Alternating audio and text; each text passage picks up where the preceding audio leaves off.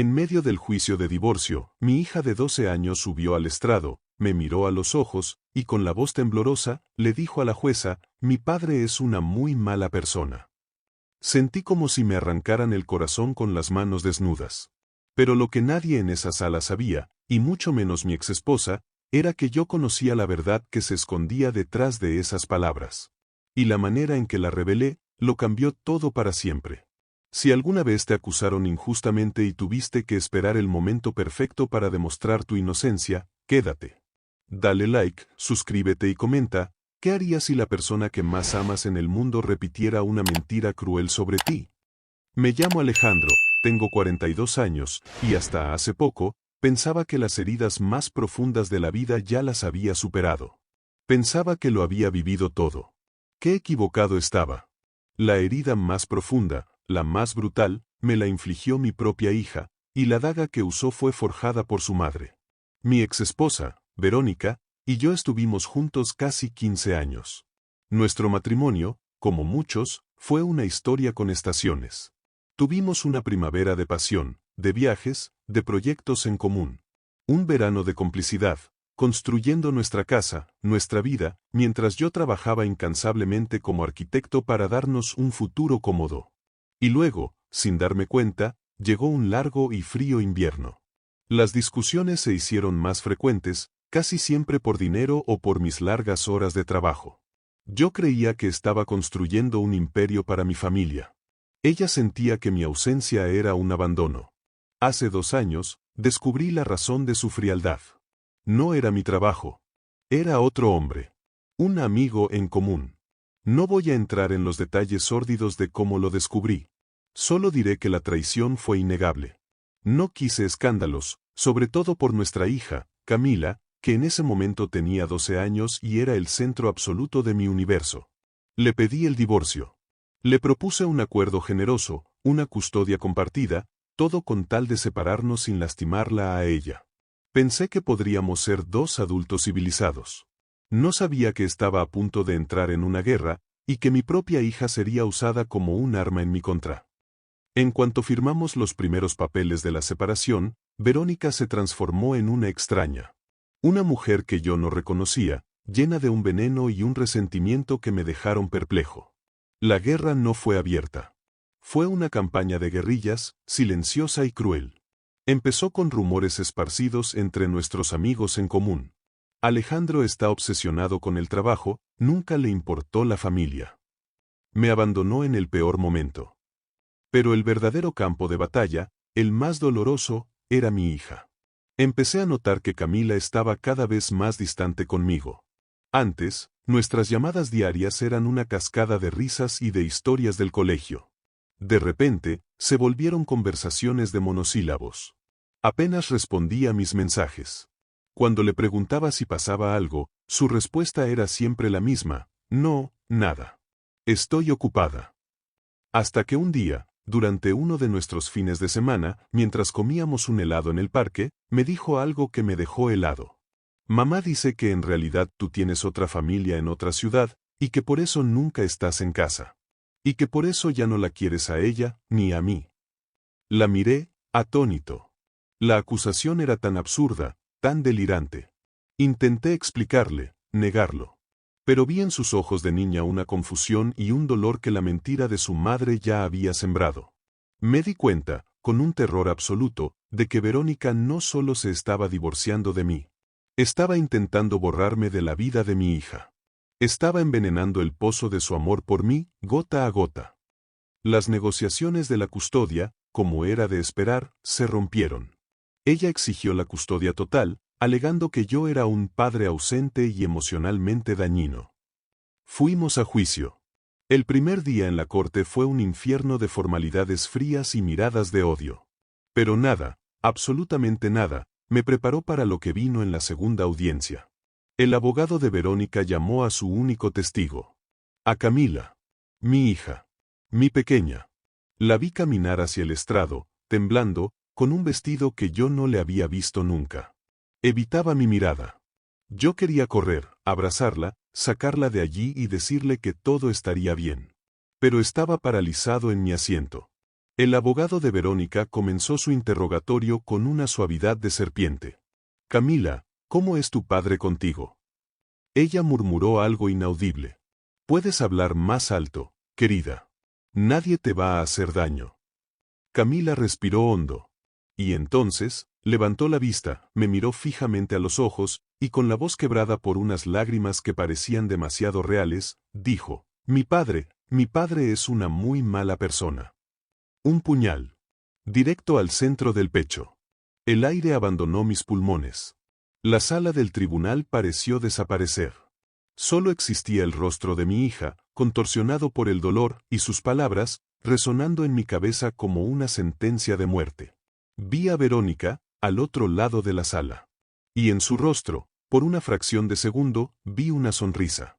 Una pequeña, casi imperceptible, sonrisa de triunfo. Había ganado. Había logrado que mi propia hija me apuñalara en público. No reaccioné. Si algo he aprendido en mi profesión es que en la guerra, en la arquitectura y en la vida, no gana quien golpea más fuerte, sino quien tiene los cimientos más sólidos. Y yo sabía que los cimientos de su victoria estaban construidos sobre arena. Dejé que su abogado terminara. Le indiqué a mi propio abogado que no hiciera el contrainterrogatorio ese día. Necesitaba tiempo. Y necesitaba encontrar la prueba definitiva que sabía que tenía que existir. Esa noche, no dormí. Me encerré en mi estudio, un hombre roto. Pero en medio de mi dolor, una idea se abrió paso. Mi trabajo me obliga a ser meticuloso con la documentación. Grabo muchas de mis reuniones de trabajo y llamadas importantes, siempre con el consentimiento de la otra parte, por seguridad. Y por costumbre, a veces, también grababa las videollamadas con mi hija. No por desconfianza, sino para guardar sus risas, sus historias. Para tener un recuerdo. Con una esperanza desesperada, empecé a revisar horas y horas de grabaciones de los últimos meses. Y entre esos archivos, entre risas y conversaciones triviales, encontré oro. Encontré mi paracaídas. Era una videollamada de hacía 3 semanas, justo antes de que empezara el juicio. Camila me contaba sobre un proyecto de la escuela. Se la veía triste, distraída. Le pregunté qué le pasaba. Y ella, en un momento de vulnerabilidad infantil, me lo confesó. La grabación era nítida. Su pequeña cara en la pantalla, sus ojos llenos de lágrimas. Papá, tengo miedo, decía su voz inocente.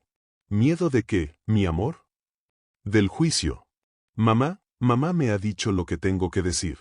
Me ha dicho que si no digo que eres malo, que si no le digo a la jueza que no quiero estar contigo, entonces no voy a poder vivir más con ella. Dice que me separará de mis amigas y que me mandará a un internado. Mi corazón se rompió de nuevo al escucharla. Pero al mismo tiempo, supe que esa grabación era la prueba que necesitaba. No para ganar el caso, sino para liberar a mi hija de la monstruosa manipulación de su madre. Llevé la grabación a mi abogado a la mañana siguiente. Verificamos su legalidad. Al ser una conversación directa conmigo, y al haberla grabado yo, era perfectamente válida como evidencia en un juicio de custodia. Decidimos guardarla. Esperar al momento final. Dejar que Verónica construyera su castillo de mentiras hasta la última almena, para que la caída fuera lo más estrepitosa posible. En la siguiente audiencia, Verónica y su abogado volvieron a la carga. Presentaron a testigos, amigos de ella, que hablaban de mí como un padre ausente, negligente, emocionalmente dañino. La jueza escuchaba con una expresión grave, tomando notas. Yo sentía como el nudo se apretaba a mi alrededor. Entonces, llegó el momento de los alegatos finales. El abogado de Verónica se puso de pie y dio un discurso conmovedor, pintándome como el villano de la historia. Y cuando terminó, mi abogado se levantó. Señoría, dijo con calma. Antes de presentar nuestro alegato, quisiéramos presentar una última prueba. Una prueba que creemos que es crucial para entender el verdadero bienestar de la menor. La sala quedó en silencio. El abogado de Verónica intentó objetar, pero la jueza, con el ceño fruncido, lo permitió. Nuestro equipo técnico instaló unos altavoces. Es una grabación de una videollamada entre mi cliente y su hija, de hace unas semanas, explicó mi abogado. Y entonces, le dio al play. La voz de mi hija, clara, inocente, asustada, llenó la sala del tribunal. Mamá me dijo que si no digo que eres malo, no voy a poder vivir con ella. Se escuchó mi propia voz en la grabación, llena de un dolor contenido. Hija, escúchame. Nunca, jamás, tienes que decir nada que no sientas de verdad. Yo siempre voy a ser tu padre y siempre voy a estar para ti, aunque le digas al mundo entero que soy la peor persona que existe. ¿Entendido? El efecto fue devastador. El rostro de Verónica se descompuso. Pasó del blanco al rojo y de nuevo al blanco. Vi cómo miraba a su abogado con pánico puro. El abogado contrario estaba boquiabierto, traicionado por su propia clienta. Algunos de los asistentes en la sala negaban con la cabeza, con expresiones de puro asco. Mi hija, que estaba sentada en la primera fila, bajó la mirada, avergonzada, pero también, por primera vez, aliviada. La jueza detuvo la grabación. Su rostro era una máscara de furia contenida. Esta sesión se interrumpe, dijo, su voz resonando como un martillazo. Quiero hablar con la menor. En privado. Ahora mismo. Una hora después, cuando la sesión se reanudó, la decisión estaba tomada. La jueza me otorgó la custodia principal de Camila. Ordenó terapia obligatoria para mi hija, para ayudarla a reparar el daño de la manipulación. Y entonces, miró a Verónica. Señora, dijo, su voz gélida, lo que usted ha hecho, usar a su propia hija como un peón en su juego de venganza, no es solo moralmente reprobable. Es un acto de abuso emocional que roza lo criminal. Este tribunal la declara en desacato por intento de perjurio y manipulación de un testigo menor de edad. Se enfrentará a una multa considerable y a posibles cargos penales. Verónica salió de la sala sin mirarme, escoltada por su abogado, su mundo perfecto hecho trizas. Su reputación entre nuestra familia y amigos quedó destruida para siempre. Poco a poco, con meses de paciencia, de conversaciones sinceras, de demostrarle cada día que yo nunca sería el monstruo que le habían pintado, Camila y yo empezamos a reconstruir nuestra relación. Hoy, un año después, vivimos juntos la mayor parte del tiempo. Las cicatrices siguen ahí, pero estamos sanando. Juntos. Aprendí de la forma más brutal que la mentira puede ganar terreno muy rápido, pero la verdad tiene un peso que, cuando finalmente cae, destruye cualquier engaño. Y que luchar, no por un caso, sino por la relación con un hijo, vale más que cualquier victoria legal. Es la única victoria que de verdad importa. ¿Alguna vez alguien puso a un hijo en tu contra con mentiras? Cuéntamelo en los comentarios. Y suscríbete para más historias donde la justicia no es solo una venganza, es el acto de recuperar lo que más amas en el mundo.